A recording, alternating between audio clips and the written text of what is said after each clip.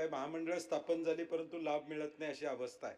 त्यांनी देखील योगेशजींनी ते मांडलं की ज्या आता बसवेश्वर महामंडळामध्ये अनेक लोकांना त्या ठिकाणी लाभ मिळतो, परंतु विरशे लिंगायत समाजाची लोकसंख्या बघता त्या लोकसंख्येच्या अनुषंगानं लाभ मिळत नाही. तर मला वाटतं शासनानं सभापतीमध्ये धोरण 4-5 वर्गासाठी ज्यावेळी एखादं महामंडळ होतं त्यावेळी त्याच्या लोकसंख्येच्या आधारावर त्याला लाभ कसा देता येईल आणि सभापतीमध्ये डिसेंबरच्या अधिवेशनात किमान या महामंडळाने किती लाभ दिले याचं एक श्वेतपत्रिका या ठिकाणी द्यावी. मंत्री महोदय, दुसरं काय झालेलं आहे की या महामंडळामध्ये जे नॉन ऑफिशियल आपण अपॉइंट नाही केलेले आहेत, म्हणजे अगोदरच्या सरकारने आताही का होतो, लोकांमधून जी काम करणारी लोक आहेत ना, जे तोपर्यंत महामंडळामध्ये राहणार नाही ते समाजावरही त्याच्या महामंडळाचं कोऑर्डिनेशन होत नाही, तेही त्वरित भरले पाहिजे सदस्य पदाधिकारी सदस्य. सभापती महोदय, सन्मान्य सदस्यांनी जो ओबीसी महामंडळाबद्दलचा आज प्रश्न विचारला आहे त्याबद्दल मी याच्यात सांगू इच्छितो की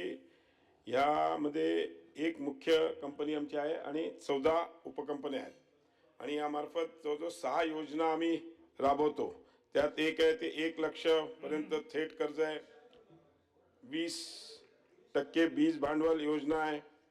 त्यानंतर आम्ही वैयक्तिक कर्ज व्याज परतावा जे पूर्वी 10 लाख होतं त्यात आम्ही 15 लाख केलंय. 15 लाखापर्यंत आम्ही त्यामध्ये व्याज परतावा योजना करतोय. वैयक्तिक कर्ज व्याज परतावा योजना पण आहे, गट कर्ज व्याज परतावा योजना आहे, शैक्षणिक कर्ज व्याज परतावा योजना आहे, प्लस महिलांना स्वयंसिद्ध व्याज परतावा, अशा अनेक योजना या महामंडळाच्या माध्यमातून आम्ही राबवत आहोत. त्याच्यात थोडंसं गैरसमज मान्य सदस्यांचा असा झाला आहे की ह्याच्यात जी मूळ कंपनी आहे त्याच्याकडे जवळजवळ या महामंडळाला 175 कोटी रुपये मिळालेले आहेत आणि सगळ्या उपकंपन्या ज्या आहेत त्यांना, ज्या 11 उपकंपन्या आहेत त्यांना प्रत्येकी 5 कोटी असा आमच्याकडे एकूण 298 कोटी रुपये निधी या महामंडळाकडे आहे आणि ह्याच्यामध्ये अजून 26-27 साठी 65 कोटी रुपये असे आम्हाला उपलब्ध झालेले आहेत आणि या माध्यमातून आम्ही आज सगळ्याकडे ज्या काही कर्ज योजना, व्याज परतावा योजना या सगळ्या राबवत आहोत. व्यवस्थित सगळीकडे आम्ही कॅम्पही घेत आहोत.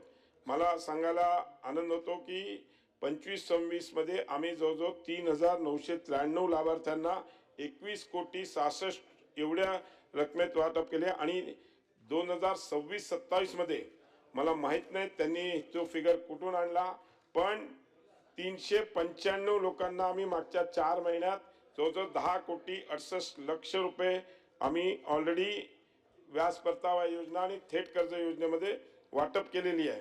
आणि जसं जर कुठलाही निधी एखाद्या उपकंपनीला कमी पडला तर आमच्या मुख्य कंपनीच्या माध्यमातून आम्ही तो देऊ शकतो, एवढंच या ठिकाणी सांगतो. आणि या महामंडळाचं आता आम्ही सेपरेट ऑफिस बेलापूरमध्ये या सगळ्या उपकंपन्या यांच्यासाठी केलंय आणि ज्या माध्यमातून येणाऱ्या काळामध्ये कुठल्याही प्रकारचा अधिकारी किंवा कुठल्याही प्रकारचा कमी पडणार नाही. आम्ही आता छत्रपती संभाजीनगर आणि नांदेडमध्ये दोन्ही ठिकाणी कॅम्प घेतला तर प्रत्येक कॅम्पमध्ये जवळजवळ 1,000 लोकांनी त्याच्यात आले.